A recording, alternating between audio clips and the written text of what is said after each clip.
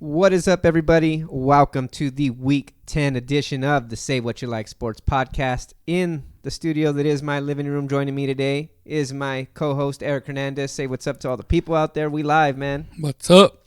We are live, and we got a few things to discuss here in Week 10. First things first, we want to talk Midseason Awards, right? Yeah. So every team has just about played, they're at least 8 games to this point. Yes. If you had your bye, you played 8 games. If you haven't had your bye, you probably played 9. Yes. But everybody, right, should have played 8. Yeah. There's enough. There's a body of work for everybody now. So everybody has at least a half a season in the bag, if not a game more. So let's start breaking down some mid-season awards. I know we wanted to talk a little bit about, the MVP, Offensive Player of the Year, Defensive Player of the Year, Defensive Rookie of the Year. We're going to do it all, head coach. So I guess we'll start with the small things first, right? What about comeback player of the year? That's something that, doesn't get a lot of press, but, I think that's one of the more special awards, to be honest, because, you can come back from injury. You can come back from just being having a real shit year. Yeah, down season, and then you come back. I know they've done that before. And for me, this one, that's great because it's going to go to a 49er. And, man, I got Jimmy Garoppolo winning comeback player of the year. Jimmy Garoppolo comeback player of the year. Yes. Okay, so what makes you want to give the nod to Jimmy as opposed to some of these other players like Cooper Kupp, I think, is another candidate? I agree, but when I look at what Jimmy Garoppolo, first of all, the Terry was on in 2017. The dude was lighting it up. And then have, his ACL torn week 3. And all of a sudden, people kind of just forgot about him, or he was not thought of as a great quarterback anymore. And for him to come out and we hear about the running game. And we hear about, do they really win with him? He's money on third down.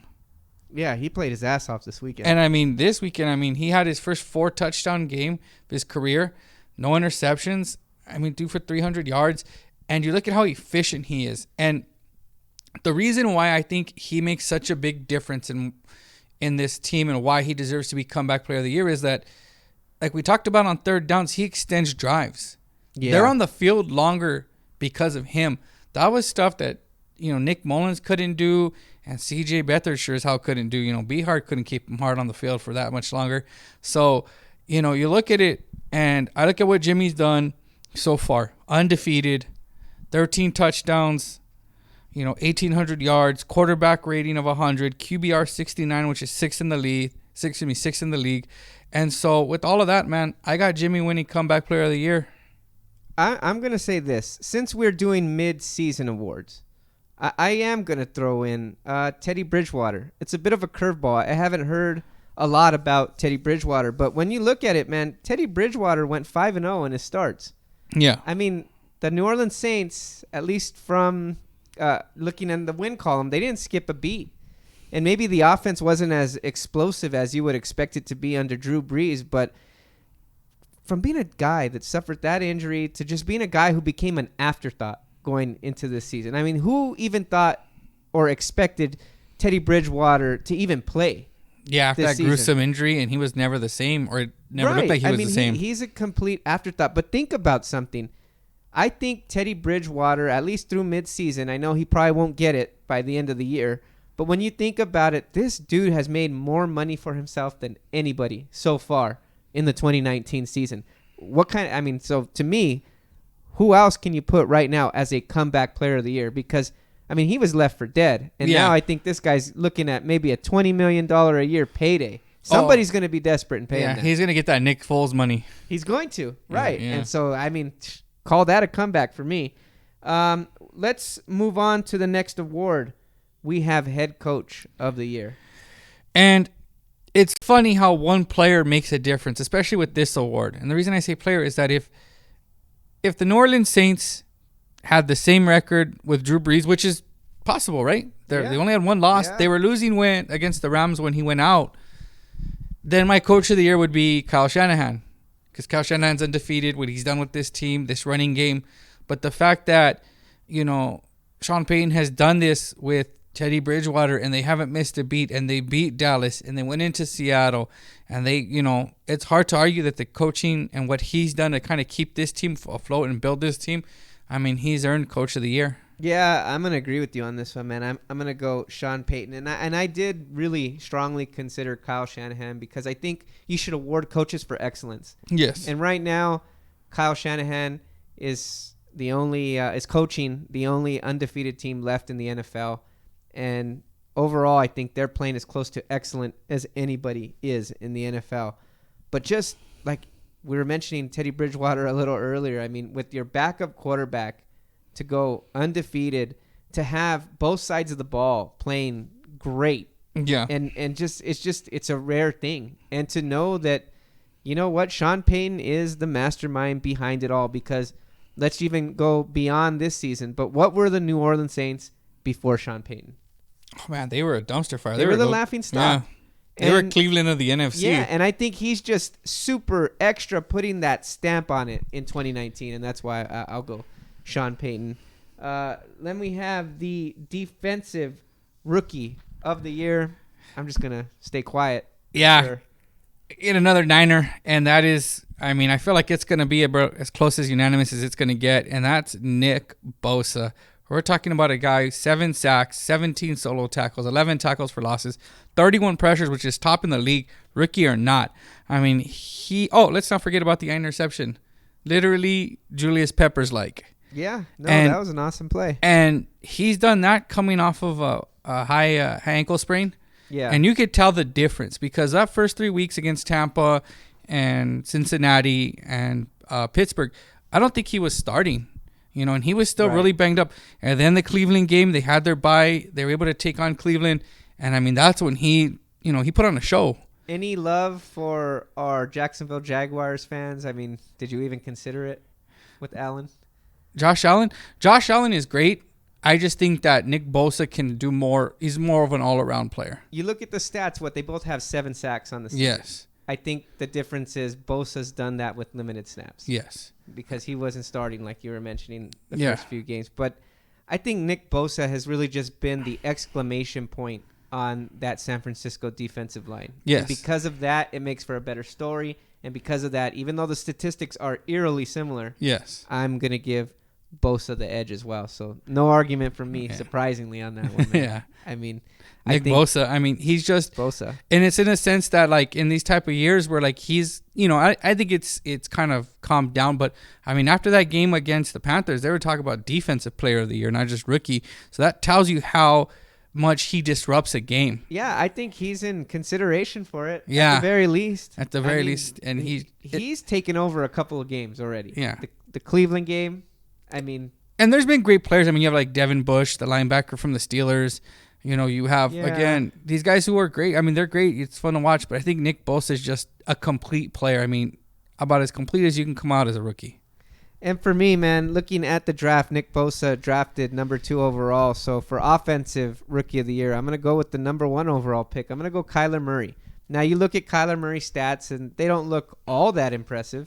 I mean, Baker Mayfield's stats from last year as a rookie were probably more impressive. But just the excitement, the energy, the fight, the competitiveness that Kyler Murray has brought to the Arizona Cardinals, I think, to me, right now it looks like the future's bright in Arizona, and it's because Kyler Murray.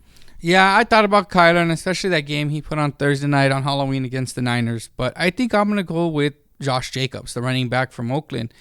I mean, I look at what he has done for that whole offense. I mean, he has given that team an identity. I mean, they no longer doesn't feel like they have to rely on Derek Carr as much. They can turn around, and I think Gruden has the back that he wants that can kind of carry it. His Charlie Garner, his Michael Pittman, a guy who can kind of run between the tackles. Old school guys. I mean, those were Oakland and Tampa. Yeah. I mean, you look at his yards. He's rushed for 740 yards, 6 touchdowns, 4.7 average. That 740 yards is 7th in the league among all active players. Over 100 yards on 11 receptions. 11 touchdowns, total. But, I mean, when I look at everything he's done, I mean, that Bears game, he undressed the Bears defense, the vaunted Chicago defense, and there goes, Formerly vaunted now. Yes, formerly vaunted, yeah. And I just like what he's done. I think that he's not just a great rookie, but I mean, he's providing himself to be a really great player, a really great running back in the league. Yeah, I can't argue. I mean, I don't think you can lose either way when going for offensive rookie of the year. Now let's move on to the big boys. Defensive player of the year for me. I think this was the toughest. This was the toughest award for me to call. The toughest award for me to give out. Everybody else was pretty much already, put in ink, but this was the one that I kept in pencil. But in the end, through it all, I guess I'm still even kind of debating in my head right now. But I think I'm gonna have to go a Cam Jordan from the New Orleans Saints, defensive end. I mean, I think he's the best player on. You can argue 49ers line. You can argue that with some of the production that, that New Orleans line is able to bring, consistently. And I just think, man, I mean, he's caused headaches in not only the Dallas game that I saw firsthand, but, you see the highlights. You see him getting after the quarterback. You see the pressures. And like I said, I really think it's so funny because previously Sean Payton built this New Orleans Saints offense to be the breadwinner, and now it's really turned around, and the Saints defense is now the one that really carries the weight for that team. Yeah, I mean, it's hard because you have guys like Stephon Gilmore, defensive back out of New England. I mean, he's in the running for it, of course, Cam Jordan, but I think this is going to be a clean sweep for the Bosa brothers because I got Joey winning defensive player of the year. I mean, we're talking about 8.5 sacks, 30 solo tackles, 11 tackles for losses. He has 29 run stops. By comparison, Nick Bosa, who's talked about rookie, only has 9 run stops. Yeah. 31 pressures. And, I mean, you just look at what he is doing. Right now, they track him he's on pace to put up like J.J. Watt kind of pressure, J.J. Watt kind of numbers as far as productivity, ability to affect the quarterback. And I look at it like he doesn't have great linebackers. I mean, he's got Melvin Gordon. He doesn't have anybody interior. It really is him and Melvin Ingram kind of just wrecking shop. And, I mean, he kind of is the leader of that defense, in my opinion. And I just look at it like they go as he goes. And he's making himself a whole hell of a lot of money this season, man, because he's looking at a big payday. He's probably going to be the highest paid defensive player when he signs. Isn't crazy how it just resets like it? But he's worth it. Yeah. The production that he's giving the Chargers, I mean, right now, that's really, I mean, he's bringing them back from the dead and the grave early on in 2019. Yeah. Yeah, definitely. So, on the other side of the ball, offensive player of the year, man. I think this one is a shoo-in. I think this one is an easy call for both of us. I'm going to guess you're going to pick the same person. I'm just going to go Christian McCaffrey. I don't see how there's any argument right now. Yeah, it's Christian McCaffrey. The dude is just, I mean, Kyle Shanahan, I think, compared him once to like Marshall Faulk. I forget who did, but we're talking about Marshall Faulk level talent, ability to run, catch, the whole 9 yards. Do it all. Do it all back. Do it all back. And I mean, just the stats that he's putting on are, I mean, it's crazy. Honestly, I think there's a legitimate argument that Christian McCaffrey could be MVP. And it's just so rare to see a player in MVP consideration that's a non-quarterback. Yeah. But this dude's putting it up. In fact, I think I look at the statistics. I don't have them in front of me, but I think he was ahead of Adrian Peterson's 2007 pace. Yes, at this point, yeah. That's crazy. That's nuts because that Adrian Peterson year blew our fucking minds. Yes, it did. Did it not? I mean, he won MVP as a running back in a passing league. Yeah, and Christian McCaffrey's out doing that right now. He has 181 yards plus another 363 receiving. He's got 13 total touchdowns. 13 total touchdowns. He's doing it all. Yeah. In the passing game, in the running game. He's a threat on any play, home run hitter. Look, I'm the biggest Ezekiel Elliott fan in the world, man. But there's no way he's better than Christian McCaffrey right now. Yeah, and then you look at, remember that we talked about when he was drafted, is he big enough to run between the tackles? He's not strong.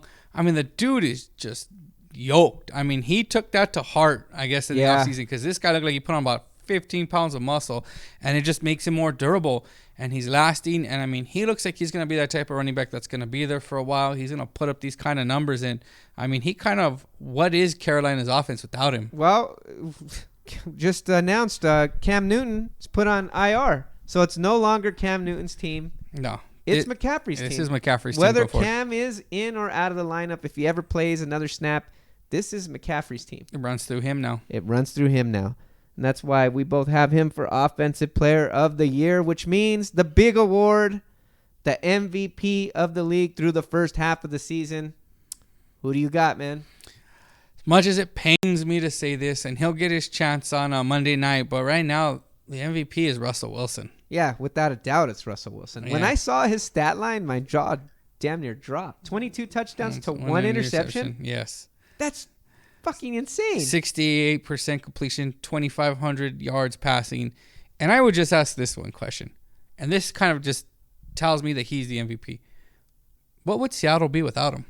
They would be maybe a 1 or 2 win team. Yes. Because that defense is not the defense of No, old. their offensive line is bad. I mean, he makes their offensive. They've had bad offensive lines. He's still won in spite of that. Their running game hasn't been the same since beast mode. You know, they have no Doug Baldwin. I mean, they have Lockett, but I mean, he's breaking in these receivers, and he is DK Metcalf. And you're looking at it like, not only is he like flourishing, but just at a highest level than he's ever done it before. Yeah, no, this is an all-time new level. I mean, he's without a doubt the MVP. I mean, the only person that I thought had a chance is Mahomes, but once he went down with the injury, this has been all Russell Wilson's. It's Russell Wilson's to lose at this point. Oh, yeah, he's the leader in the clubhouse. And it's going to be fun to watch him Monday night against the Niners, that defense versus him, because you think that, you know, when a quarterback gets pressured, their stats go down. They're not as effective. However, I mean, he's almost the same. Yeah. Which is astounding. And it's like, it's just going to be interesting to watch him kind of navigate the rest of the season. And, man, as far as this goes, I keep trying to bury this team, but Russell Wilson just keeps bringing it back to life. That's what he does, man. That's his thing. We'll see how it goes. So that is our picks for Midseason Awards in Week 10 here. We got one more thing to get to on the podcast. And again, we will be hitting you guys up with the Red and Blue Rivalry podcast, where we're going to be talking all things Dallas Cowboys, San Francisco 49ers. Both our teams, man. Some big victories in prime time. Loved it. So we're going to talk a lot about that. The Thursday night football game, the Monday night football game. We're on a roll, division leaders. So we got a lot to talk about. But before we do that, let's just, make our way around the NFL. Let's do the Week 10 picks, man. So Week 10 already? Week 10 already, man. Jeez, flying by. Thursday night game. The LA Chargers at the Oakland Raiders. I can't believe I'm going to do this. I think Are you going to do it, man? Yeah. I'm going to pull the trigger? I'm picking the Oakland Raiders. Oh, I think man. I just have the Rookie of the Year in Josh Jacobs against the Defensive Player of the Year in Joey Bosa. It's going to be fun to watch. I just think there's something about Oakland right now. They're kind of riding a wave, and they're at home. If this was it doesn't matter where it is because the Chargers don't have a home. But if this was not in Oakland, maybe I'd pick the Chargers. But right now, I think Oakland kind of wins by a touchdown. You know, I really like the way these two teams are playing. I think, you know what? Kansas City better get Mahomes back in that lineup because one of these two teams might catch them pretty soon if he's out for any extended period of time. But I'm going to go the opposite way, man. I'm going to go LA Chargers. And the reason why is because I think I saw something in them this week. I really saw something, man. I saw, and the big thing is I saw Melvin Gordon look like he's in football shape. Looks like he's ready to play the game. He was making plays out there. Shove the stats up your ass. I like to see the game and say, hey, no, he's making a difference in this game. That's what matters. And he was doing that.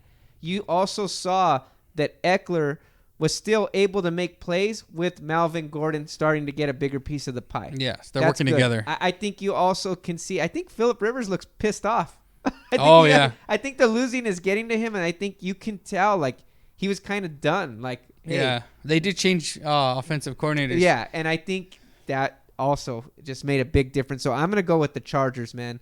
Kind of went on that one. But and again, I do like the way Oakland's playing. I don't disagree with what you're saying, but give me the Chargers in this one. So let's hit the Sunday slate. We have the Detroit Lions at the Chicago Bears. Man, give me the Detroit. Chicago's broken.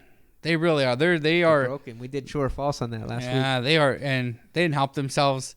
I think they're a broken team. I think Nagy's shot as a coach. I think Trubisky's, shot as a quarterback. And so give me Detroit. I think they should have beat Green Bay. They had a chance to beat Kansas City. Detroit's a team that's going to come out here and give it their best shot. And I think they take advantage of a broken Bears and they get the win. Yeah, do not disagree on that. I'm going to go Detroit as well. Like I said, I'll take Matt Stafford over Mitch Trubisky any day of the week.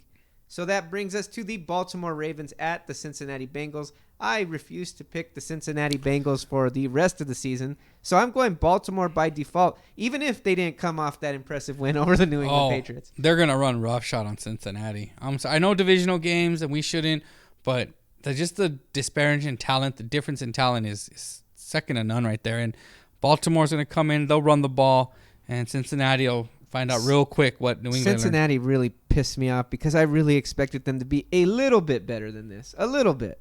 I mean, to be competitive, and they're not, man. They're just completely done. I mean, It's dumpster fire. Buffalo at Cleveland. I'm taking the Buffalo Bills because, again, talking about dumpster fires, Cleveland is, I'm just going to say it, they're fucking pathetic. Yeah, I kind of wanted to pick them. I felt like this is one of those games that's crazy, but I wasn't that outlandish. No, don't. Please. No. Don't embarrass yourself like that. It's just like they have to be the most disappointing team that I can remember in a very long time. But, I mean, what did you expect? Freddie Kitchens is just in way over his head. I've always said Odell Beckham Jr. doesn't do shit for winning. What did the New York Giants ever win?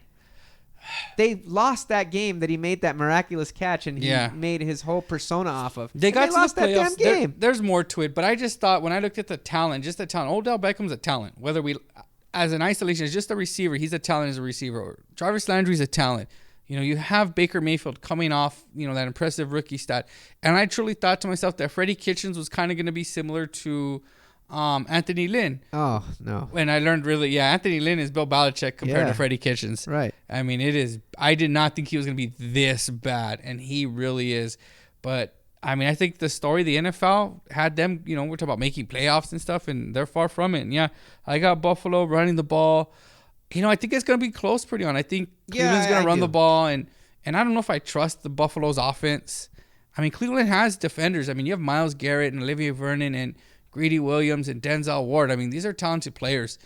But they're not on the same page. No, and that's why. I think talent will keep it close, but at the end of the day, I think Buffalo does win this game. I think it'll be field goal, 6 points. It'll be a close game. Yeah. I do believe that.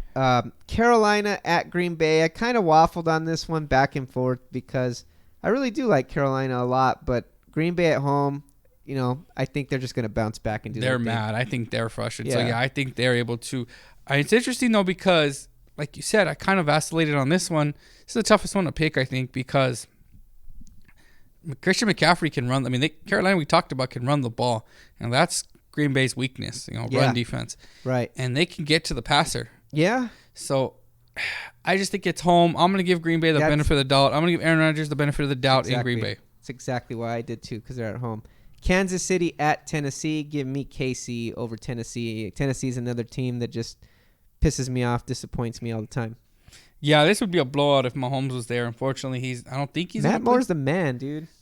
I love Matt Moore. I love me some Matt Moore since that 07 preseason. They called. I never forget. I was listening to another podcast, and they called him like a poor man's Tony Romo. Yeah, and he just goes for it. That's exactly what he is. I love it. Yeah, and that's exactly. What is that podcast? I need to listen to that shit. Around the NFL, they loved him. They go, I remember that with the Dolphins. They're talking about his time with the Dolphins when he led him to the playoffs. Yeah, he almost died. Remember, dude, Matt Moore, man. I mean, he hasn't played in a couple years, right? Yeah. They just fucking right off your couch, man. Go in there and win a fucking ball game. And what did he do? I'm gonna throw it to Tyreek Hill, and I've got Andy Reid. Yes. Yeah. So I think at the end of the day, Kansas City's gonna win. Yeah. Kansas City's gonna win. Kansas City, man. Okay. Atlanta at New Orleans again. Another team I refuse to pick.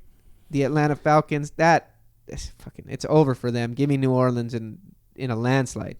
Yeah, they're broken. They're another team that'll probably be looking for a new coach to be at the end of the year.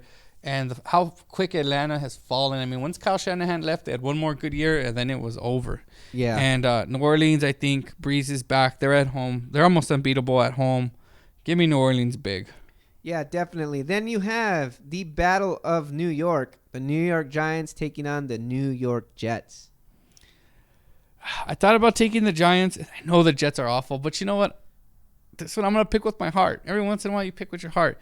And I'm an SC fan. I love me some Sam Darnold. I think they're going to beat the Giants. You really do? Because I'm going to go the opposite way, man. I think think that the Jets right now are probably. I mean, they just lost to the damn Dolphins, dude. I know. You sure? You want to go back on that? No. Why? I don't. They lost to the Dolphins. Yeah. Did you forget that? Yeah, I know. Remind me. I'm just reminding you. You know what? Hey. He's seeing ghosts. Hey. And it's November now. They beat one good team. He's still seeing ghosts. Well, you know. I can't explain how the Dallas Cowboys fucking lost to the Jets. I won't try to. It's one of those things that just defies all logic. They beat the Cowboys. Can you tell me they can't beat the Giants? All right. I'm still picking New York Giants. I don't know. Give me Sam Darnold. I think Danny they're going to get a Dimes, lead. Danny and then, Pennies. Yeah, Danny Dimes is going to drop. There's no black cat for the Giants on this one, man. That's what I think. Arizona at Tampa Bay. This was one that I had to think about. Tampa Bay is they just cannot put together 4 quarters of football. Mm-mm. But they can look fucking awesome for like 2 quarters. Just look like complete shit. Well, they go as their quarterback. And that's what it is. And you know what? Arizona is not too different. I mean, they play well like for a quarter or 2, and then they just can't put together. I think this is the battle of teams that can't put together full games. Exactly. But in the end, I'm going to go with the guy that I still kind of believe in that has some upside. I'm going to go with Kyler. Yeah, I think Arizona goes in there and wins. I mean, Danny Dimes went in there, and he got his first win against Tampa. I think Arizona goes down and does the same thing. Remember, they're off of extra week of rest, too. They played Thursday night. They've had extra time to prepare. So, yeah, I got Arizona winning and just wearing out that poor Tampa Bay defense. Yeah, I'm with you on that one. Miami at Indianapolis Colts. I think Miami, even though they beat the Jets, that powerhouse, I'm going to go with the Colts still. Yeah. No matter who's quarterbacking them.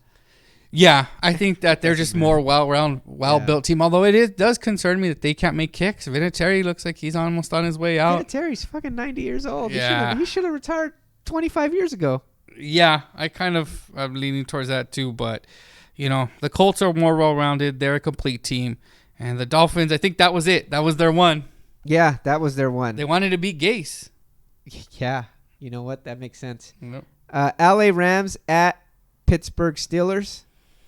As much as Pittsburgh has, they kind of righted the ship and they look like they're getting things together. I think that the Rams go in there and they run the ball, and I got the Rams winning. I mean, it's gonna be a good game, but me too. At the end of the day, I have the Rams. I got the Rams as well, man. I just, Pittsburgh to me is just. I mean, they almost lost to the damn Dolphins a couple of weeks ago. I just can't.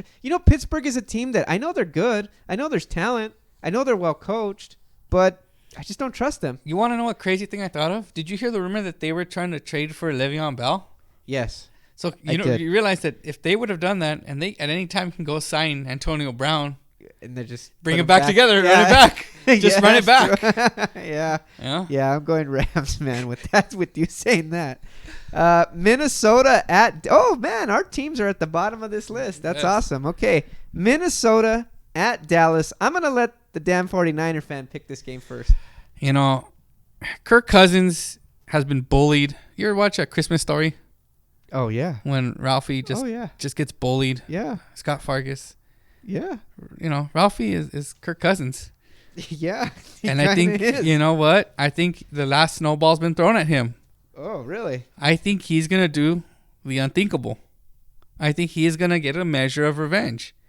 He's going to go in there. Revenge for what? For all the times Dallas stomped on him. And as a Washington Redskin? Yes. And made him look bad because the Redskins are just a joke of a team anyways. So you know what? I got Minnesota's running game and Dalvin Cook, and I got Dallas doing some classic Dallas first quarter things and being down by 21 points. I'm not going to argue with you on that part. And I think Minnesota wins the game. I think they win 31-28. Look, man, I think you're out of your mind because I was saving these stats for the red and blue rivalry, but I'm just going to shoot them out right now. We'll go over them in depth when I look at the game preview. But Kirk Cousins, he came into the season with the record of 6-13 in primetime games. Yes. Oh, trust me. Oh, I know this. He's also 6-28 against teams with the winning record. Yeah. So based on that alone, you know what? I would probably agree with you if this wasn't the Sunday night football. It was like a 10 a.m. game. If it was a 10 a.m. game, I picked Minnesota, man. Dang. But because this is Sunday night football, I just can't see it happening. I'm going Dallas.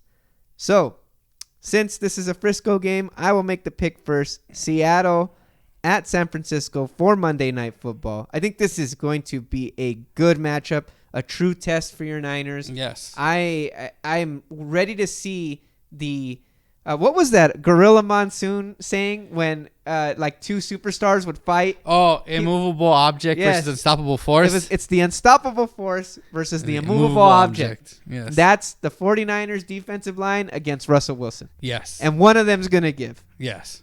In the end, I think San Francisco is just a much more complete team. Yes. Especially with Emmanuel Sanders and a weapon now. Hopefully, because I told you my one concern was Jimmy Garoppolo, and I don't care what you 49ers fans tell me. He wasn't always playing well, but with this weapon, look what he did this week. I was impressed for the first time this season with, like I said, throw the stats, every other third down on a Saturday, Sunday. He played fucking well. He on third downs, he put the game in his arm, and he made plays. I think the confidence with Emmanuel Sanders is going to pay dividends, so I'm picking San Francisco. Yeah, I think they'll split in the long run, big picture. Yeah. And since they're home, they've had extra rest, and I mean, you look at the defense, and we'll get, like you said, we'll get more in depth in the red and blue rivalry about this game, but really quick, I just look at Russell Wilson's going to have to, and it'd be interesting because if the Niners are able to get up on points because, Jimmy's got this second level and he's got this weapon in their running game, they're getting their tackles back. Yeah. They're getting their fullback back. The difference in their running game, averaging 200 yards with Juszczyk, McGlinchey, and Staley versus 152. Yeah, it's a big difference. Yeah. And Jimmy, now you got Juszczyk coming back.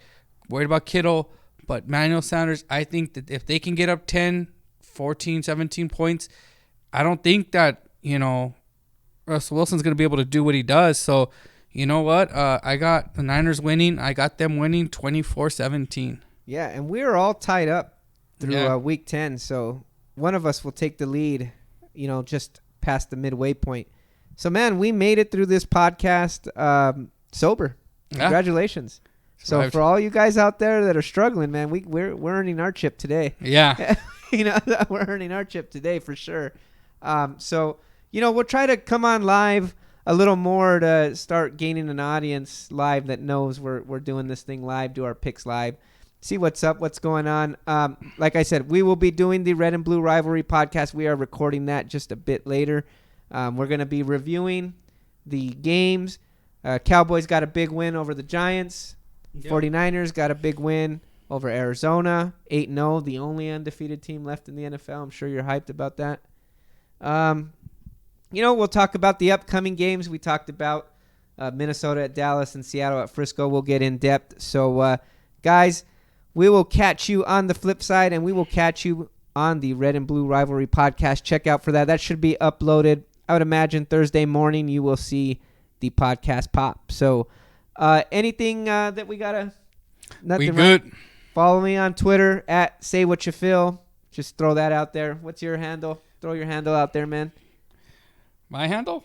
Your Twitter handle. My Twitter handle? That's NinersFan8. All right, NinersFan8. We do a little commentary, San Francisco 49er talk, and we Dallas do a lot Cowboys of things. Talk. So, you know what? Just add us, man, and we'll be back next week for the Say What You Like Sports Podcast. Peace out. Late. What was that? 30 minutes?